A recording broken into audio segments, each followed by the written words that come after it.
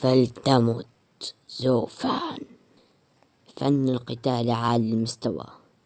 مخلب سيان لونغ جي، هذا أنت؟ جان لونغ. يون شان، لا يجب أن تتسرع في القتال. هل يجب أن ينتهي هذا الأمر بموت أحدهم؟ هذا ليس من شأنك، لا تتدخل. أنا هنا بأمر من العم. سأحمي عائلة ليو بحياتي. إذا أردتم قتلهم فقاتلوني أولا. كيف يعقل هذا شيان لونغ؟ هم شيانغ. لا تنسى أننا نفوقك عددا. هل تعتقد أن بإمكانك حماية 4 أشخاص في نفس الوقت؟ يوشيان، لا تنسى أنك لا يمكنك أن تكون خصمي لأنك جريح. أعلم ما تريد قوله. المقاتل القوي العظيم في اللحظة الحرجة يمكنني إخراج 12 نقطة قوة، لكن إن قاتلنا أنا وأنت ستحدث حرب كبيرة. هل يمكن تحمل المسؤوليات؟ عائلتنا لديها العديد من الضغائن والحرب لا مهرب منها، ولكن أن ليس وقتا مناسبا. إذا بدأ الحرب الآن سأخرب أعمال العائلة. فهمت. من؟ ألم يخبرك معلمك أنه في وقت القتال بين السحرة لا يجب عليك التهاون وإلا ستموت؟ أنت زوفان، هل غدرت بي؟ من الواضح أنه على وشك الموت. كيف له أن يكون بهذه القوة؟ حتى إنه أقوى وأسرع من قبل. لقد خدعني، ليس أنا فقط. ساعدني تيا. فلتمت. نسيبي. أنت هنا بأمر من جيو لحمايتنا، أليس كذلك؟ أشكرك لمساعدتك. أرجو أن توصل كلامي هذا. لا داعي لإرسال أحد لحمايتنا في المستقبل. لم أتوقع أبدا بأني أنا التنين التاسع. ستفسد خططي بسبب طفل صغير. عمي يوشان كاي، لم تفهم. ذلك الزوفان قتل يوشيان. ما دخل عائلتنا بذلك؟ أنت جاهلة. في الوقت الذي قتل فيه يوشيان كان هناك العديد من الناس، وذلك الزوفان قتل يوشيان تلميذ يومينغ أمام الجميع. هذا الأمر خاص بعائلة ليو. شياو كاي، هل تصدقين أن شخصا من عائلة صغيرة يتجرأ على قتل أحد أعضاء العائلات الملكية 7؟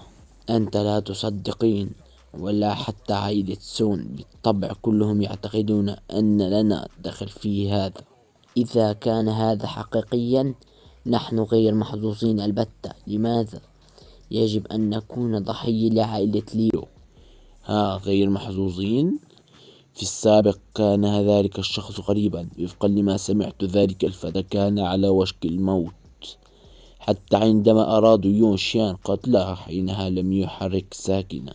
لكن عندما تدخل لونجي حمايته ذلك الزوفان بادر بالهجوم بقوة أكبر من التي كانت لديه من قبل.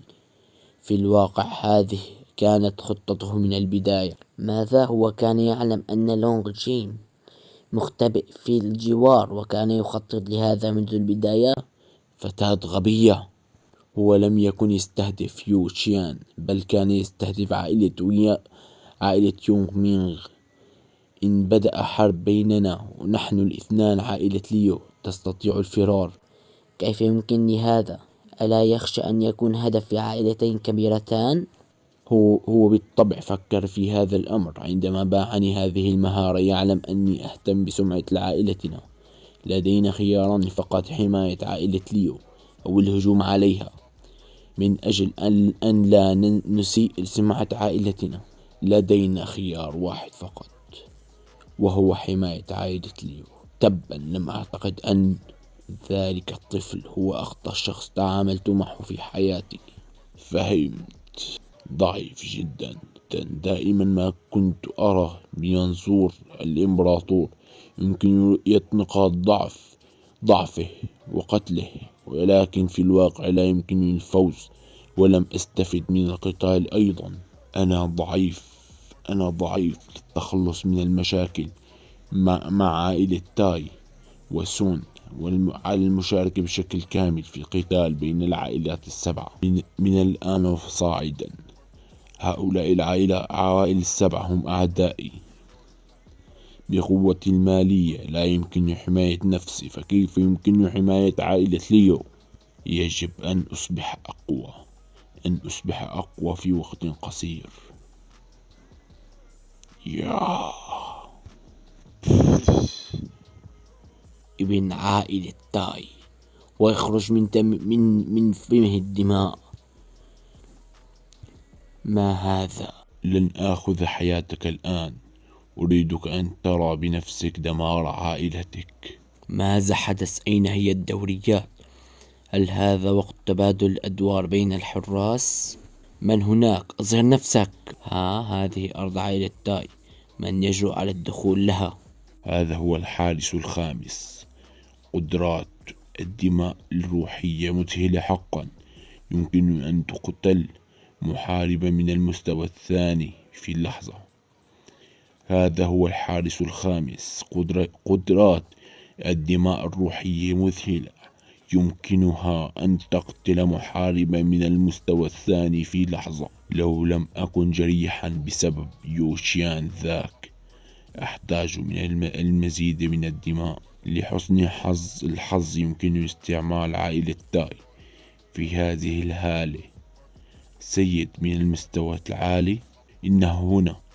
كل مستويات الحرس عالية. هناك شيء ما يحدث هنا. الكاهن جيانغ، لم أعلم أنك والسيد سون قادما للزيارة. أخبروني رجاء، ما الذي أتيتم لأجله؟ أنت تعلم ما الذي نريده. قاتل يون شيان تلميذ يون ميغ اليوم وعلى يد شيان لونغ.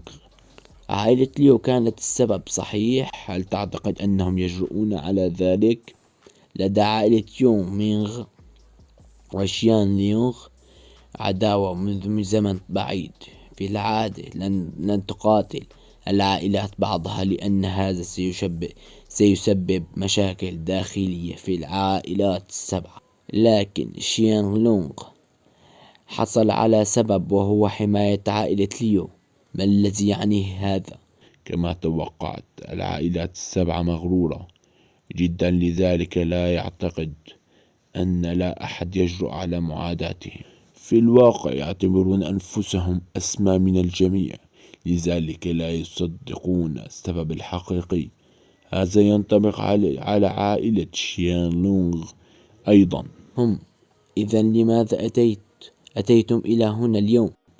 لا شيء. ستساعدني في التحقيق من عائلة شيان لونغ وتعرف نواياهم الحقيقية. إن ذهبت بنفسي ستندلع حرب كبيرة. أيها الكاهن جيانغ، إنهم عائلة شيان لونغ، لا يمكن تحمل إساءة إليهم. هذا شأنك الخاص. لماذا تريدني أن أضحي بنفسي؟ سيد تاي، لا يجب أن تسيء الفهم. نحن لا نريد شيء. نريد منك التعامل مع شيان لونغ. أريدك أن تتعامل مع عائلة ليو وتراقب ردة فعلهم عائلة شيان لونغ. ماذا عائلة ليو؟ بعد تلك الحادثة أصبح الجميع يعلم أن عائلة شيان لونغ تدعم عائلة ليو، أن يكون في صد إساءة لعائلة شيان لونغ. لو قاتلت عائلة ليو، علاقة عائلة سون وعائلة يومينغ جيدة. لماذا لم يطلب من عائلة سون التعامل مع عائلة ليو؟ ألا تكتسب عائلة سون كثيرا من المزايا بسبب عائلة مينغ؟ لا تجرؤ أن علاقة عائلة ليو جيدة مع عائلة شيان لونغ، أليس كذلك؟ أنا أكره زو فان كثيرا. استعمل مهارة غامضة قبل بضعة أيام على ابني، جعل يتقيأ الكثير من الدماء، ومن حينها وهو مريض. أخشى أن يستعمل مهارة غامضة أخرى إن حاولت قتله.